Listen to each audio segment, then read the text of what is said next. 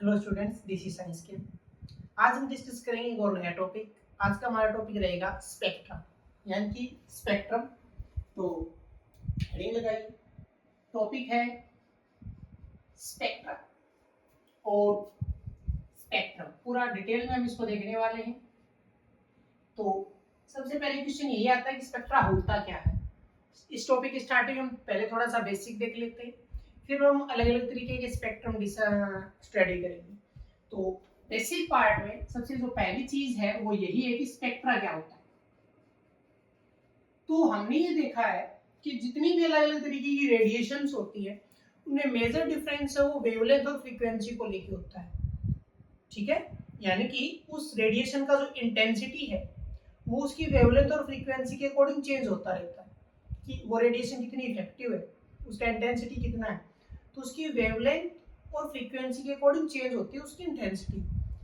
तो अब हम नी रेडिएशंस को या उन रेडिएशन की इंटेंसिटी को हम वेवलेंथ और फ्रीक्वेंसी के अकॉर्डिंग, यानी क्योंकि वेवलेंथ और फ्रीक्वेंसी एक दूसरे के अपोजिट होते हैं, तो हमने उनको अरेंज करके, जैसा स्पेक्ट्रम में हमने एक रेडिएशन का सीरीज देखा था कि एक साइड वेवलेंथ इंक्रीज करता है तो फ्रीक्वेंसी डिक्रीज करता है।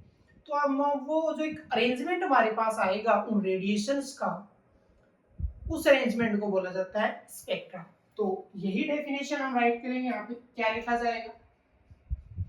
The intensity of radiation as it varies with wavelength and frequency are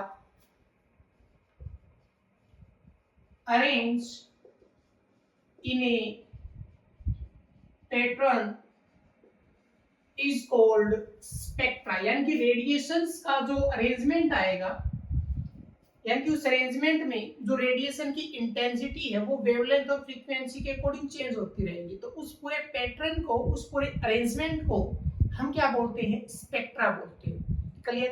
अब बात आती है कि स्पेक्ट्रा हम स्टडी कैसे करते हैं। तो हम एक सेकंड पॉइंट और बना लेते हैं इसकी स्टडी से रिलेटेड, जिसको बोला जाता है स्पेक्ट्रोस्कोपी। कि स्पेक्ट्रोस्कोपी क्या होता है। ठीक है, तो स्पेक्ट्रोस्कोपी का मतलब होता है कि साइंस में जब हम स्टडी करते हैं तो अलग अलग ब्रांचेस के अकॉर्डिंग करते हैं। ऐसे जहाँ पे स्पेक्ट्रा का स्टडी किया जाता है उसको स्पेक्ट्रोस्कोपी बोला जाता है। क्लियर? यानी कि the branch of science, the branch of science which is deals with the study of spectra. जो स्पेक्ट्रा की स्टडी करती है उसको क्या बोला जाता है? स्पेक्ट्रोस्कोपी बोला जाता है। ठीक है, यानी कि साइंस के जिस ब्रांच के अकॉर्डिंग हम स्पेक्ट्रा को डिस्कस करेंगे, रेडिएशंस का जो अरेंजमेंट है उसको हम डिस्कस करेंगे, उसको स्पेक्ट्रोस्कोपी बोला जाता है। अब इन चीजों को ऑब्जर्व करने के लिए कि रेडिएशन का अरेंजमेंट कैसा है, इंटेंसिटी कैसे क्या है, एक डिवाइसेस का यूज होता है, अलग अलग डिवाइसेस का यूज होता है। और उन डिवाइसेस में दो अलग अलग डिवाइस होती है जिसमें एक पार्ट कॉमन भी होता है। देखते हैं क्या होता है। एक होता है स्पेक्ट्रोस्कोप और एक होता है स्पेक्ट्रोग्राफ। ये दो चीजें होती है, स्पेक्ट्रोस्कोप और स्पेक्ट्रोग्राफ। अब ये दोनों होते क्या है इस चीज को देख लीजिए। दोनों ही एक इंस्ट्रूमेंट, एक डिवाइस के फॉर्म में यूज होते हैं। ठीक है, जो क्या करते हैं, रेडिएशन की स्टडी करते हैं, उसके पैटर्न को स्टडी करते हैं। ठीक है, तो हम यही लिखेंगे।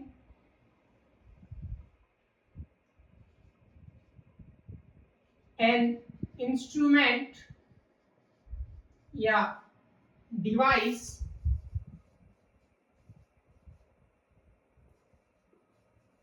which is used for the study of radiations of different wavelength and frequency।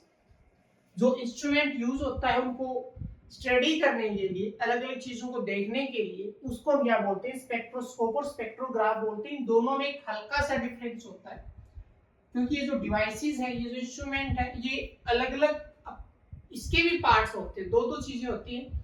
देखते हैं क्या होता है, पहले इतना नोट कीजिए, ठीक है।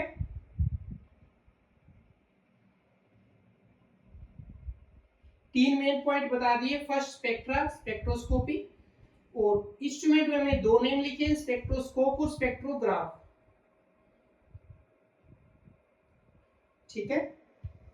ओके, ध्यान से देख लेना। इंस्ट्रूमेंट या device which is used for the study of radiation, यानी कि ये इंस्ट्रूमेंट के नेम है, कुल यही है। हालांकि डेफिनेशन देखा जाए तो सेम वही ऊपर वाली, लेकिन यहाँ पे इनको हम इंस्ट्रूमेंट के बेस पे यूज करते हैं, जो अलग अलग लाइट को सेपरेट करके उनको स्टडी करते हैं, ठीक है। नेक्स्ट की बात करें, पॉइंट नंबर 4, तो जैसे मैं ये उठा लेता हूँ स्पेक्ट्रोस्कोप के बारे में कि इसके अंदर क्या हुआ। तो जो स्पेक्ट्रोस्कोप है, इसमें दो चीजें होती है, ठीक है। इसमें दो पार्ट होते हैं। एक होता है इसके अंदर प्रिज्म, क्या होता है, प्रिज्म, और एक इसके अंदर होता है टेलीस्कोप। प्रिज्म और टेलीस्कोप दो चीजें होती है। अब दोनों को देखिए। प्रिज्म का आपको मतलब पता होगा, हम 10th क्लास में देख लेते हैं कि जो लाइट का डिस्पर्शन है वो प्रिज्म की हेल्प से होता है, यानी कि जब एक व्हाइट लाइट प्रिज्म में से पास होता है तो अलग अलग पार्ट्स में डिवाइड हो जाती है, उसको हम क्या बोलते हैं, डिस्पर्शन ऑफ लाइट। तो प्रिज्म का रोल क्या हो गया, प्रिज्म का रोल हो गया वही डिस्पर्शन ऑफ लाइट, उसको अलग अलग पार्ट्स में डिवाइड करना, वो प्रिज्म का काम हो गया। अब टेलीस्कोप क्या करेगा कि जब लाइट डिवाइड हो जाएगा और एट लास्ट प्रिज्म से बाहर निकलेगा, रेडिएशन होता है इमर्जेंट। देखो, एक हम पढ़ते हैं इंसिडेंट रे, एक हम पढ़ते हैं रिफ्लेक्टेड रे, एक हम पढ़ते हैं रिफ्रैक्टेड रे।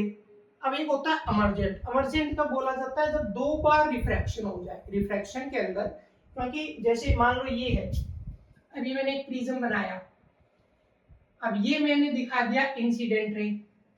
अब जैसे ही ये प्रिज्म के पहले सरफेस पर इसका रिफ्रैक्शन होगा तो ये बैंड हो जाएगी। अब ये दूसरे पॉइंट पर पहुंची, दूसरे पॉइंट पर होगी, फिर बैंड हो जाएगी, एक लास्ट ये निकली प्रिज्म से बाहर। तो इसको लास्ट को क्या बोला जाएगा, इसको बोला जाएगा इमर्जेंट रेडिएशन, इमर्जेंट रे, इमर्जेंट लाइट, ठीक है। तो प्रिज्म जब उनको डिवाइड करेगा तो एक लास्ट जो चीज हमारे पास आएगी उसको हम क्या बोलते हैं, उसको हम बोलते हैं इमर्जेंट रे या लाइट या रेडिएशन।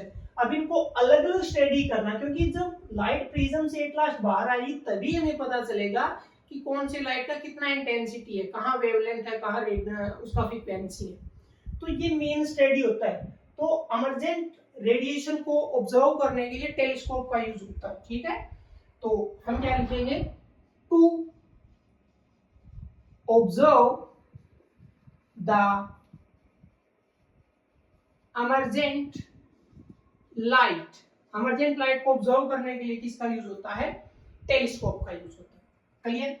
अब नेक्स्ट की अगर मैं बात करूं पॉइंट नंबर 5 की ओर, ठीक है, अगर मैं यहाँ पे 5 पॉइंट और डालूं जिसमें क्या है, स्पेक्ट्रोग्राफ। अब इसमें देखो एक छोटा सा पॉइंट डिफरेंट होगा, एक चीज कॉमन होगी, मैंने कहा था। स्पेक्ट्रोग्राफ में क्या चीज होगा, स्पेक्ट्रोग्राफ में प्रिज्म होता है, ये प्रिज्म होता है। तो ये पॉइंट तो हो गया सेम, मैं यहाँ पे राइट नहीं कर रहा, आप राइट कर लेना। और जो सेकंड पार्ट होता है वो टेलीस्कोप की बजाय, टेलीस्कोप की बजाय यहाँ पे होता है फोटोग्राफिक फिल्म। क्या होता है, फोटोग्राफिक फिल्म, और इसी का सबसे ज्यादा यूज है। तो यहाँ पे क्या होता है, फोटोग्राफिक फिल्म इसको कहा जाता है। फोटोग्राफिक फिल्म क्या होता है, स्क्रीन के जैसा होता है। स्क्रीन के जैसे का मतलब क्या, कि जब लाइट प्रिज्म में से बाहर निकलता जाएगा तो हम यहाँ पे स्क्रीन लगा देंगे जहां पे आकर ये लाइट ठहरेगा। यानी कि जो पूरा स्पेक्ट्रा या जो सीरीज है, जो स्पेक्ट्रम है अलग अलग लाइट की, या हम कलर्स मिलेंगे हमें, तो सारे कलर्स हमें किस पर मिलेंगे, एक स्क्रीन पर मिलेंगे, एक फिल्म पर मिलेंगे। वो फिल्म क्या कहलाता है, फोटोग्राफिक फिल्म कहलाता है। यानी कि जब लाइट डिवाइड हो जाएगी प्रिज्म में से जाने के बाद, ठीक है, तो वो हम एक फोटोग्राफिक फिल्म पर लेंगे उसको, ठीक है, स्क्रीन पर लेंगे, ठीक है। तो इसके बारे में क्या लिखा जा सकता है, प्रिज्म का पॉइंट सेम रहेगा, dispersion of light. Second point में लिख देता हूं, the pattern of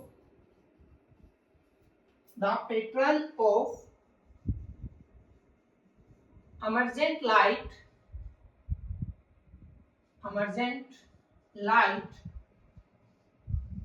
obtained on a screen या फिल्म इज कॉल्ड, पूरा कर लीजिए, is called photographic film. Clear? तो एक स्क्रीन होता है जिसको फोटोग्राफिक फिल्म बोला जाता है, तो पहले नोट कीजिए। ठीक है,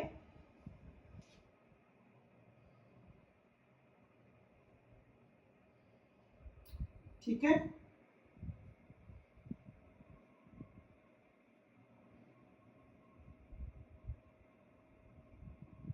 तो स्क्रीन को हमने बोल दिया फोटोग्राफिक फिल्म। ओके, नोट हो गया अच्छे से। अब आगे बढ़ते हैं, चीजें थोड़ी सी कुछ वर्ड्स का डिफरेंस है, ध्यान से देखिएगा कि फोटोग्राफिक फिल्म होता क्या है। जिसके ऊपर पैटर्न लिया जाता है उसको फोटोग्राफिक फिल्म बोलते हैं। अब फोटोग्राफिक फिल्म से ही जुड़ा हुआ एक वर्ड आता है फोटोग्राम। अब फोटोग्राम क्या होता है उस चीज को जरा ध्यान से देख लीजिए। ठीक है, फोटोग्राम। तो नेक्स्ट लास्ट पॉइंट नंबर 6, फोटोग्राम क्या होता है। अब फोटोग्राम देखिए, जो पैटर्न लिया गया जिस स्क्रीन पर, जिस फिल्म पर, उसको तो बोला फोटोग्राफिक फिल्म, लेकिन उस पैटर्न का क्या नहीं है। यानी कि चीजें लगभग सेम आएगी, डेफिनेशन आप कंफ्यूज भी हो सकते हैं। यानी कि the pattern which is obtained on a photographic film is called फोटोग्राम। इस चीज को समझ लीजिए, उस पैटर्न को फोटोग्राम बोला जा सकता है। ठीक है, जो हमारे पास एक सीरीज आएगा बन के अलग अलग रेडिएशन का, अलग अलग कलर का, उसको क्या बोला जाएगा, फोटोग्राम बोला जाएगा। तो ये बेसिक टर्म्स है, ठीक है, आपको पता होना चाहिए। अब हम देखते हैं, बेसिक पार्ट हमारा हो गया पूरा। तो अब हम बात करते हैं स्पेक्ट्रा कितने टाइप का होता है। ठीक है, अब हम देखते हैं टाइप ऑफ स्पेक्ट्रा। तो जब टाइप ऑफ स्पेक्ट्रा की बात आती है तो दो तरीके का होता है। क्लियर? एक होता है इमिशन स्पेक्ट्रा और एक होता है absorption spectra. Clear? Absorption spectra. तो टाइप्स की अगर बात की जाए, तो हमारे पास 2 टाइप्स होते हैं। इसमें जो नंबर 1 आता है वो आता है इमिशन स्पेक्ट्रा। इमिशन स्पेक्ट्रा का मतलब होगा कि हमारे पास कोई भी लाइट का सोर्स होगा और वो लाइट इमिट करेगा, उससे जो हमें स्पेक्ट्रा मिलेगा वो इमिशन होगा। यानी कि लाइट रिलीज हुआ, इमिट हुआ, वो प्रिज्म में से पास हुआ और उसका जो भी पैटर्न बनेगा वो हम एक फिल्म पर लेंगे। ठीक है, जो सेकंड है एब्जॉर्प्शन, उसमें एक पॉइंट नया आ जाएगा, एक छोटा सा डिफरेंस आ जाएगा। डिफरेंस क्या आ जाएगा कि जो लाइट पहले इमिट होगी वो फिर एक सॉल्यूशन में या किसी केमिकल या किसी गैस में से पास किया जाएगा और उसके बाद वो प्रिज्म में से पास होगा। यानी कि उस लाइट का पहले कहीं ना कहीं एब्जॉर्प्शन करवाया जाए। इमिट होने के बाद डायरेक्ट प्रिज्म में नहीं जाएगी। इमिट होने के बाद डायरेक्ट प्रिज्म में जाती है तो इमिशन स्पेक्ट्रा में काउंट होगा। लेकिन इमिट होने के बाद किसी सॉल्यूशन, किसी लिक्विड, किसी वेपर, किसी केमिकल में से अगर पास हुई और उसके बाद प्रिज्म में से जाती है तो उसको बोला जाता है एब्जॉर्प्शन। तो एक छोटा सा डिफरेंस आता है। तो दो तरीके के स्पेक्ट्रा हो गए। क्लियर? अब सबसे पहले हम बात करते हैं फर्स्ट पे, सेकंड को मैं हटा देता हूं। इमिशन स्पेक्ट्रा क्या होता है? तो डायरेक्ट वही लिखेंगे जो मैंने अभी आपको बताया है। क्या? Light emit from any source and pass through the prism and pattern obtain on a photographic film this spectra called emission spectra। Clear? देखो सिंपल सा डेफिनेशन, लाइट इमिट हुआ, प्रिज्म में से पास हुआ, उससे जो भी पैटर्न बना फिल्म पर लिया जाएगा उसको बोला जाएगा फोटो, उसको बोला जाएगा इमिशन स्पेक्ट्रा। क्लियर? मैं कुछ वर्ड से ये डॉट लगा के लिख रहा हूँ, पूरी कर लीजिएगा। क्लियर? ओके, इसमें कुछ नया नहीं, यानी कि देखो अगर मैं सिंपल सा अगर मैं बनाऊं तो हम कुछ ऐसे बना सकते हैं, जैसे कि, या पहले से टाइप पे बात कर लेते हैं, डायग्राम हमें टाइप में देख लेंगे। अब एमिशन स्पेक्ट्रा भी टू टाइप्स के होते हैं, इसके भी फर्दर टाइप आ जाते हैं। और टाइप की अगर बात करते हैं, ये दो तरीके का होता है, दो टाइप का होता है। एक होता है लाइन स्पेक्ट्रा, इसका जो फर्स्ट पार्ट है मैं ए लिख देता हूं, ए बी। एक होता है इसके अंदर जैसे कॉन्टिन्यूस स्पेक्ट्रा, क्या आएगा? Continuous spectra. और इसका बी पार्ट हम बना लेते हैं, वो क्या आ जाएगा? Line spectra. ठीक है, देखिए जब इमिशन लिखा हमने, इमिशन का डेफिनेशन लिखा तो उसमें कुछ स्पेशल नहीं है, और उसमें डायरेक्ट लिखा गया कि लाइट इमिट होता है, प्रिज्म में से पास होता है, वो लाइट का डिस्पर्शन होगा, एक पैटर्न बनेगा, और पैटर्न फोटोग्राफी फिल्म पर आ रहा है, तो उसको इमिशन स्पेक्ट्रा बोला। ठीक है, लेकिन जब कॉन्टिन्यूअस और लाइन स्पेक्ट्रा है तो उसमें मेन बात किस पे की जाएगी कि जो स्पेक्ट्रा आपने फोटोग्राफिक फिल्म पर लिया वो दिखता कैसा है। इसमें उसके दिखने पर कोई बात नहीं, इमिशन स्पेक्ट्रा में इतना ही पता चल रहा है कि लाइट इमिट होने के बाद डायरेक्ट प्रिज्म पे जा रही है। लेकिन जब हम इसकी टाइप पढ़ते हैं तो हमें उसके आगे का सेकंड स्टेप देखना होता है कि लाइट इमिट हुआ, प्रिज्म में से पास हुआ, वो तो हो गया इमिशन। अब वो पैटर्न कैसा आएगा, वो स्पेक्ट्रा कैसा आएगा, वो जब हम स्टडी करते हैं वहां पे स्पेशल आ जाता है। अब जो पैटर्न दिखेगा उसके बेस पर टाइप बनती है। ठीक है, तो ये ध्यान रखना, पहले नोट करो फिर हम आगे बढ़ते हैं। ठीक है, ओके। और एक चीज और ध्यान रखना कि ये जो टाइप बनी है कॉन्टिन्यूअस स्पेक्ट्रा और लाइन स्पेक्ट्रा, ये टाइप किसके बेस पर है? ये टाइप डिपेंड करता है कि टाइप किसके बेस पर है, on the basis of source, on the basis of source. अगर हम अलग अलग सोर्स ले रहे हैं तब हमारे पास अलग अलग स्पेक्ट्रा आएगा, ऐसे नहीं आएगा। तो ये दो टाइप लिख लीजिए, कॉन्टिन्यूअस स्पेक्ट्रा, लाइन स्पेक्ट्रा। फिर मैं एक को समझाता हूं। ठीक है, अब मैं एक के बारे में बात करता हूं, कॉन्टिन्यूअस स्पेक्ट्रा। अब कॉन्टिन्यूअस स्पेक्ट्रा में क्या हो जाएगा कि डेफिनेशन लगभग सेम मिलेगा, कुछ बड़ा डिफरेंस नहीं आएगा। अब कॉन्टिन्यूअस में क्या होगा कि जब लाइट प्रिज्म में से पास होगी तो उसके डिस्पर्शन में, उसके पैटर्न में 7 कलर्स प्रेजेंट होगी, उसको बोला जाता है फुल स्पेक्ट्रा है, कंप्लीट स्पेक्ट्रा के साथ कलर है। ये चीजें हम 10th में डिस्कस कर लेते हैं, वहां भी आता है ये चीजें। तो अब हम यहाँ पे थोड़ा सा इसको स्पेशल बना देते हैं। व्हाइट लाइट, ये कॉन्टिन्यूअस की बात है तो मैं व्हाइट लाइट ही लिख रहा हूं। White light from any source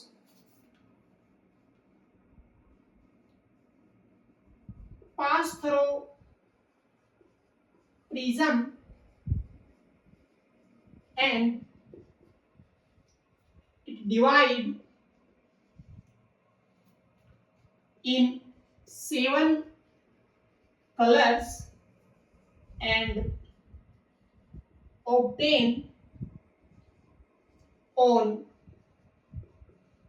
photographic film। Continuous मतलब लगातार, उसमें कुछ एब्सेंट नहीं है, सारी चीजें कंप्लीट है, उसको बोला जाता है कॉन्टिन्यूअस, यानी कि 7 के 7 कलर, उसमें कुछ भी मिसिंग नहीं है। तो white light from any source pass through prism, it divide in 7 colours and obtain on photographic film.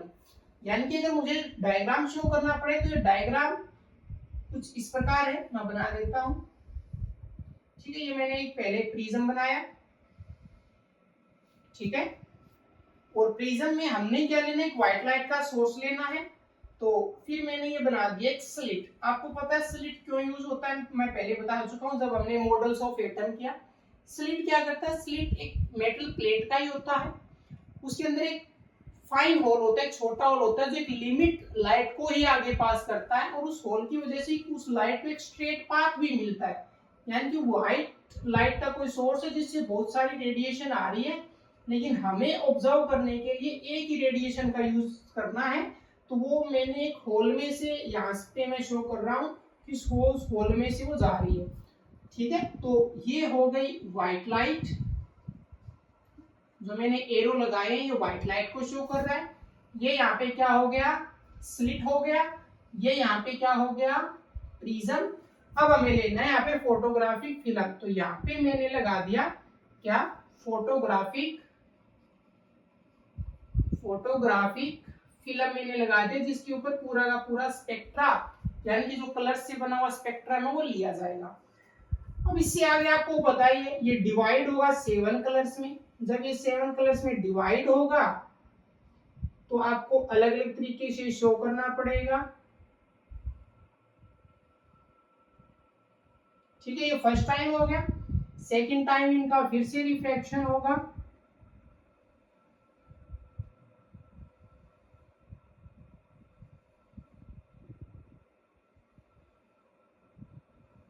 ठीक है, तो ये 7 के 7 कलर्स आ गए। 7 कलर्स का जो सीरीज है वो हम किससे याद करते हैं, वो हम याद करते हैं विबग्योर से। यानी कि इस फोटोग्राफिक फिल्म पर क्या दिखेगा वो मैं यहाँ पे साइड में बना देता हूँ, और ये मेन पॉइंट रहेगा इस स्पेक्ट्रा को शो करने का। ये जो स्पेक्ट्रा है ये कॉन्टिन्यूअस है।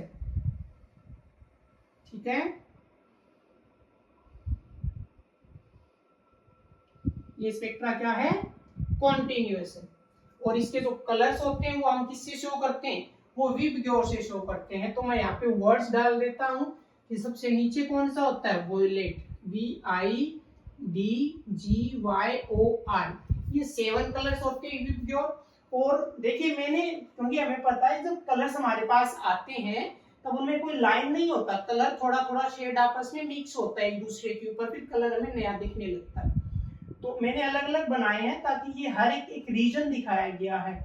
ठीक है, तो ये 7 कलर्स में आता है। ठीक है, तो कॉन्टिन्यूअस स्पेक्ट्रा में क्या कोई भी कलर मिसिंग नहीं होगा, 7 के 7 कलर्स होंगे। एक चीज बेसिक हम पहले स्पेक्ट्रम जब हमने पढ़ा था अलग से, इलेक्ट्रोमैग्नेटिक स्पेक्ट्रम, उसमें हमने इंटेंसिटी वेवलेंथ की बात कर ली थी कि जो रेड कलर होता है, ये रेड कलर का इसका जो वेवलेंथ है वो क्या होता है, हाईएस्ट होता है। वॉयलेट का वेवलेंथ क्या होता है, कम होता है।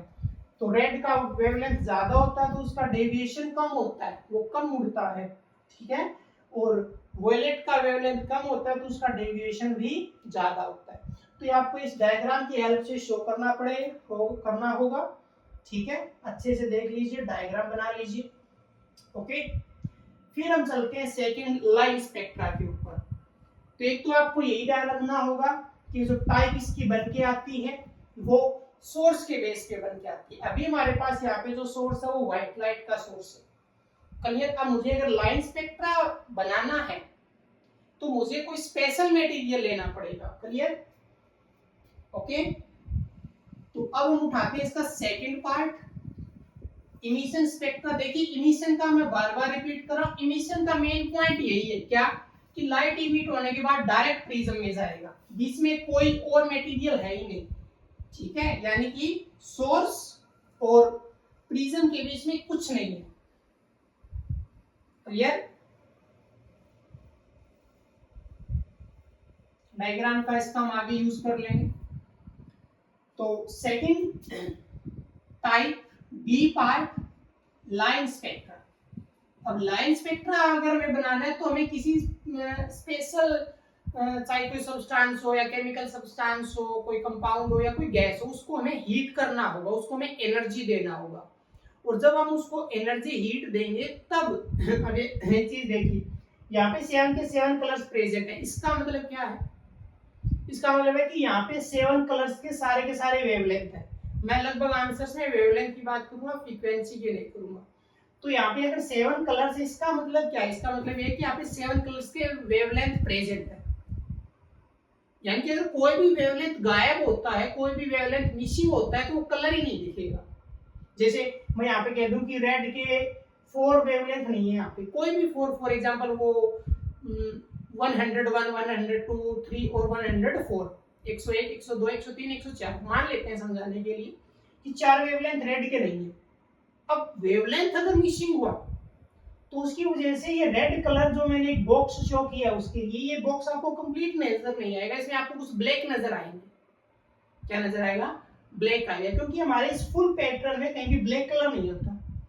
तो अगर पैटर्न में ब्लैक कलर नजर आ रहा है तो वो एक एब्सेंस को शो करेगा कि उस वेवलेंथ का लाइट नहीं है, इसलिए वो ब्लैक लाइन है। क्लियर? तो लाइन स्पेक्ट्रा में क्या होगा? लाइन स्पेक्ट्रा में क्या होगा? एनी सब्सटेंस, गैस या कोई भी chemical compound is heated and only few fixed wavelength of light is emitted, and after passing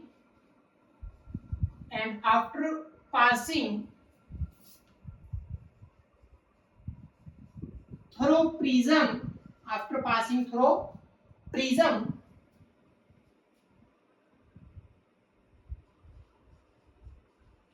obtain on, मैं डायरेक्ट लिख देखता हूं, obtain on screen,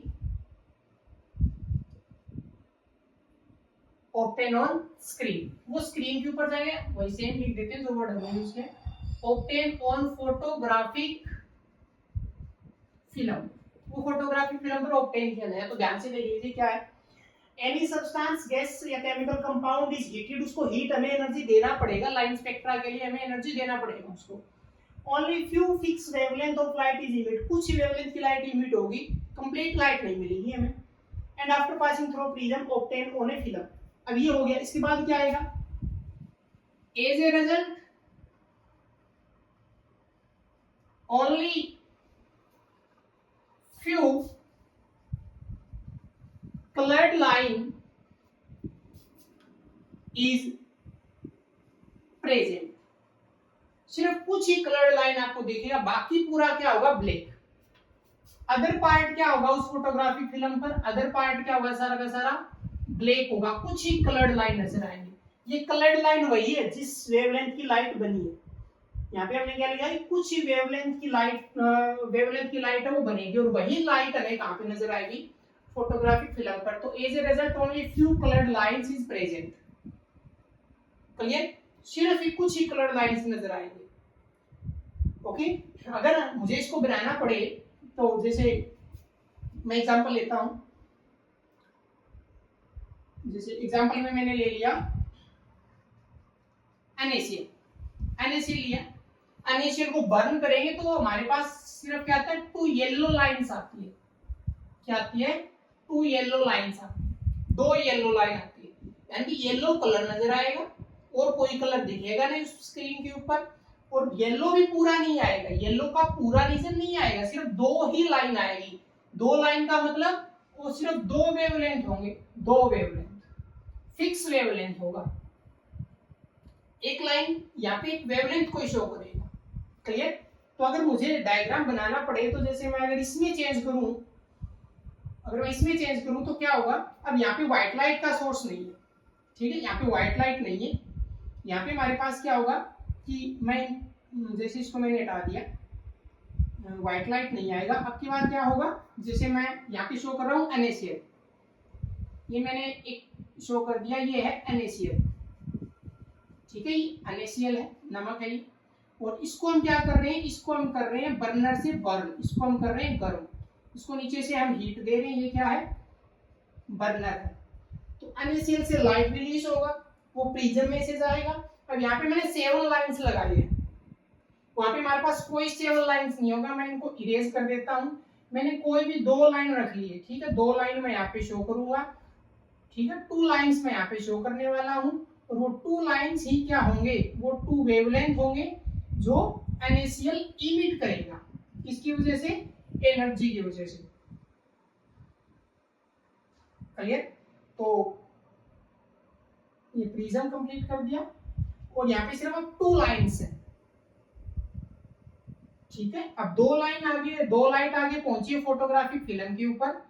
अब ये जो पूरा पैटर्न हमने बनाया है, ये पूरा पैटर्न भी क्या नजर आएगा, ये पूरा ब्लैक नजर आएगा। ये पूरा क्या नजर आएगा? अब इसमें कोई 7 कलर्स नहीं होंगे, ये खाली होगा बिल्कुल, और इसमें सिर्फ 2 येलो लाइंस आएंगे। ये मैंने फोटोग्राफिक फिल्म बिल्कुल सामने बना दी और इसमें अब सिर्फ 2 लाइंस हैं, ये फर्स्ट है और ये सेकंड है। ठीक है, तो ये क्या है? 2 येलो लाइंस। ठीक है, ठीक है, मैंने यहाँ पे मेंशन कर दिया, आप यहाँ पे साइड में मेंशन कर लेना। ये क्या है? 2 येलो लाइंस है। डायग्राम बनाइए पहले। ठीक है, और इनका अगर वेवलेंथ आप लिखना चाहे, क्योंकि फिक्स वेवलेंथ है, तो 5896 एंगस्ट्रॉम और 5890 एंगस्ट्रॉम। देखिए 5890 नीचे और ये ऊपर है, क्योंकि जैसे जैसे हम ऊपर जाते हैं तो ऊपर रीजन किसका होता है? हाईएस्ट वेवलेंथ का। नीचे रीजन किसका होता है? लो वेवलेंथ का। तो ये 90 और ये 96 है। तो 2 येलो लाइंस है, yellow lines NaCl। Clear? Okay, अच्छे से बनाइए, डायग्राम बनाइए अच्छे से। और एक मेन पॉइंट है, ये आप ध्यान से देख लेना कि ये कैसी लाइंस नजर आए, क्योंकि हमने क्या देखा था कि जो डिवाइडेशन है इमिशन स्पेक्ट्रा, वो किसके बेस पर होता है? सोर्स के बेस पर। ठीक है, और लाइन स्पेक्ट्रा हमें कब मिल रहा है? जब हम उसको हीट कर रहे हैं। तो अगर आपने मटेरियल चेंज कर दिया तो फिर स्पेक्ट्रा अलग तरीके का आएगा, अलग तरीके की लाइंस आएगी। ठीक है, ओके, तो ये नोट कीजिए अच्छे से। फिर हम चलते हैं आगे। ठीक है, तो NaCl के केस में येलो लाइंस है। और अगर आप जैसे एग्जांपल बदल लिया, कोई पोटेशियम का सोल्ट हो, ये सोडियम का सोल्ट है, ये पोटेशियम सोल्ट, कोई भी ले लो आप, उसमें आपको क्या नजर आएगा? उसमें आपको नजर आएगा वोयलेट लाइंस। क्या नजर आएगा? वोयलेट लाइंस नजर आएगा। तो लाइन कैसी होगी? एक तो ये ध्यान रखना कि लाइन स्पेक्ट्रा के लिए हीटिंग चाहिए। 4 लाइन स्पेक्ट्रा क्या चाहिए? हीटिंग। बिना हीटिंग के लाइन स्पेक्ट्रा नहीं आएगा। और दूसरा, लाइन किस पर डिपेंड करेगी? सब्सटेंस पे। तो ये अगर मैं कुछ चीजें, जैसे अभी मैंने लाइन बोलते मैंने नहीं लिखा, तो इन चीजों को आप लिख लेना कि हीटिंग की वजह से लाइन स्पेक्ट्रा आता है, और जो लाइंस है वो मटेरियल पर डिपेंड करती है। अब आगे बढ़ते हैं। अब सेकंड पार्ट, एब्जॉर्प्शन स्पेक्ट्रा। अब इसमें एक इंपॉर्टेंट नोट आएगा जो हम इसके लास्ट में देखने वाले हैं। तो एब्जॉर्प्शन स्पेक्ट्रा क्या होता है? Second part, absorption spectra. Absorption spectra में कि लाइट चाहे हम किसी भी सोर्स से बना लें, लाइट हम किसी भी सोर्स से बना लें, लेकिन वो प्रिज्म में से जाने से पहले मटेरियल में से पास होगी। देखो लाइन में क्या था, लाइन स्पेक्ट्रा में क्या था? कोई मटेरियल बर्न करने के बाद लाइट इमिट कर रहा है। इसमें क्या होगा कि लाइट कहीं से आए, कैसा भी सोर्स हो, चाहे व्हाइट लाइट का ही क्यों ना हो, तो व्हाइट लाइट का कोई सोर्स हो सकता है, लेकिन वो प्रिज्म में से जाने से पहले एक सॉल्यूशन में से पास करेंगे। वो कोई गैस भी हो सकता है, गैस में भी पास होती है, किसी केमिकल सब्सटेंस के वेपर भी हो सकते हैं। तो हम क्या लिखेंगे इसमें? Light emit from any source, या व्हाइट लाइट हो सकता है, light emit from any source and pass through solution या गैस, या हम लिख सकते हैं कोई वेपर ऑफ केमिकल, किसी भी केमिकल के वेपर हो सकते हैं। Clear? Pass through vapour and pass through solution vapor and then through prism and received on photographic film, उसके बाद वो फोटोग्राफिक फिल्म पर ऑब्टेन किया जाएगा। तो ये डेफिनेशन से आप अपने तरीके से बना सकते हो। मेन पॉइंट समझ लेना कि सॉल्यूशन में से पास होना है। अब इसमें मेन पॉइंट क्या है कि almost continuous spectra is obtained, almost continuous spectra is obtained, लगभग continuous मिलेगा, लेकिन कमी कहां पे रहेगी, but few wavelength is missing, कुछ wavelength क्या रहेगी, मिसिंग रहेगी। so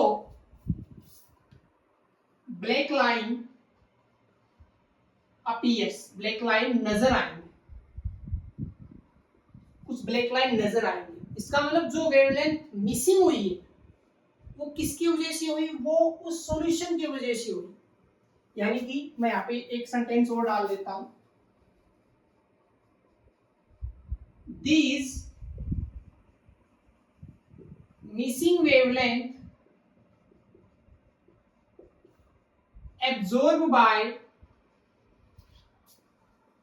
solution. अगर आपने सॉल्यूशन में से पास किया है तो वो सॉल्यूशन क्या करेगा, उस वेवलेंथ जो मिस हुआ उसको उसने रख लिया, बाकी उसने पास कर दिया, लेकिन कुछ वेवलेंथ वो एब्जॉर्ब कर गया जो प्रिज्म तक नहीं पहुंची।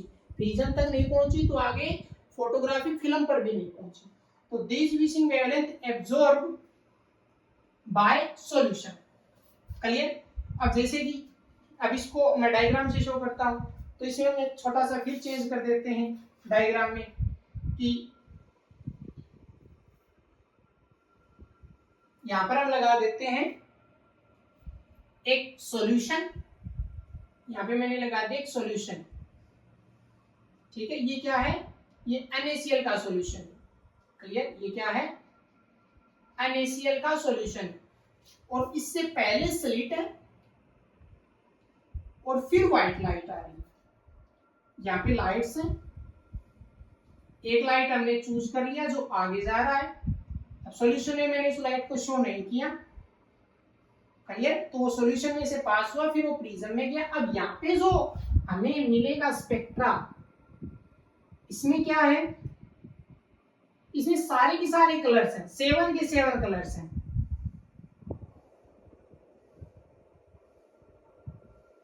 इसमें 7 के 7 कलर्स हैं, लेकिन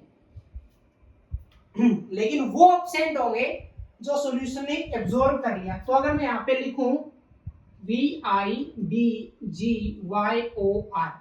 अब अगर ये NaCl, तो आप गौर कीजिए कि हमने लाइन स्पेक्ट्रा भी NaCl का पढ़ा है, एब्जॉर्प्शन स्पेक्ट्रा भी हम NaCl का पढ़ रहे हैं, तो मटेरियल सेम है। तो जो 2 लाइंस लाइन स्पेक्ट्रा में नजर आई थी, वही 2 लाइंस यहाँ पर मिसिंग होगी। वहां पर येलो 2 लाइंस बनी थी, तो यहाँ पर ये जो येलो रीजन है इतना, इस येलो रीजन में 2 ब्लैक लाइंस नजर आएंगी। तो एब्जॉर्प्शन स्पेक्ट्रा में वही लाइन मिसिंग होती है, वही लाइट मिसिंग होती है, वही वेवलेंथ मिसिंग होती है जो लाइन स्पेक्ट्रा में प्रेजेंट होती है। ये एक इंपॉर्टेंट पॉइंट है। सिर्फ येलो रीजन में ब्लैक लाइंस आएंगे, बाकी के रीजन क्या होंगे, कंप्लीट होंगे। क्लियर।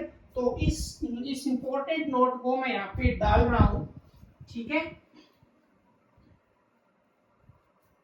लाइन में कुछ स्पेशल वेवलेंथ है वो इमिट होती है, और इसमें कुछ वेवलेंथ है वो मिसिंग होती है। ठीक है, तो मैं यहाँ पे नोट डाल देता हूं, missing wavelength in absorption spectra is present in line spectra for same atom। अगर एटम सेम है या कंपाउंड सेम है, जैसे हमने NaCl ले रखा है कंपाउंड, उसके लाइन में जो प्रेजेंट थी, लाइन स्पेक्ट्रा में जो प्रेजेंट था, वो उसके एब्जॉर्प्शन में एब्सेंट है।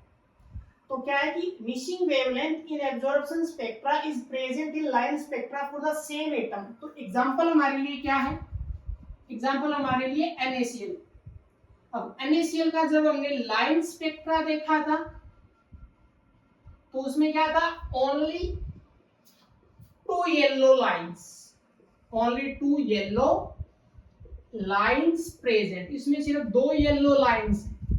लेकिन जब हमने इसी का NaCl का क्या देखा, एब्जॉर्प्शन स्पेक्ट्रा जब हमने देखा तो ओनली 2 येलो लाइंस क्या है यहाँ पे, एब्सेंट। तो अगर मटेरियल सेम है तो रिजल्ट मैच होंगे कि एक में जो एब्सेंट है वो दूसरे में प्रेजेंट। क्लियर? तो ये कंप्लीट था हमारा स्पेक्ट्रा, कितने टाइप्स होते हैं, क्या क्या होते हैं। ठीक है, अब हम स्पेशल नेक्स्ट लेक्चर में उठाएंगे लाइन स्पेक्ट्रा किसका, हाइड्रोजन का। और मैंने आपको कहा था कि बोहर्स मॉडल के कुछ चीजें आगे आती रहेंगी। तो जो सबसे बड़ा लिमिटेशन बना था मॉडल्स का लाइन स्पेक्ट्रा, जो बोहर मॉडल में सोल्व हुआ था, वो हम देखते हैं नेक्स्ट लेक्चर में। तो मिलते हैं नेक्स्ट।